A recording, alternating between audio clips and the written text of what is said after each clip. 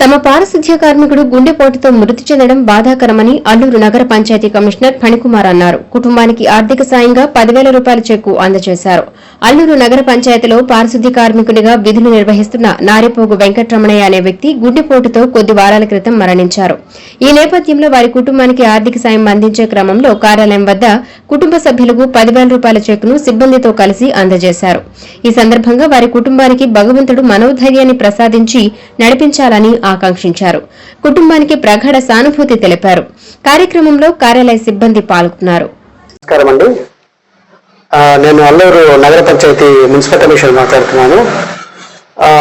మా నగర పంచాయతీలో పారిశుధ్య కార్మికుడిగా పనిచేస్తున్న వెంకటరమణయ్య అనేటువంటి అతను గుండెపోటు హార్ట్ అటాక్ తోటి గత నెలలో చనిపోవడం జరిగింది.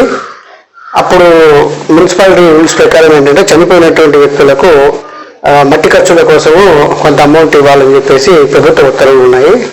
అందుమేర మున్సిపాలిటీ యొక్క ఆర్థిక పరిస్థితిని దృష్టిలో పెట్టుకుని మేము వారికి ఆలస్యంగానైనా సరే ఒక 10,000 రూపాయలు మా నగర పంచాయతీ తరఫు నుంచి మేము వారికి ఆర్థిక సహాయం అనేటువంటిది అందజేయడం జరుగుతుంది. ఇది మా బాధ్యతగా మేము భావిస్తున్నాము.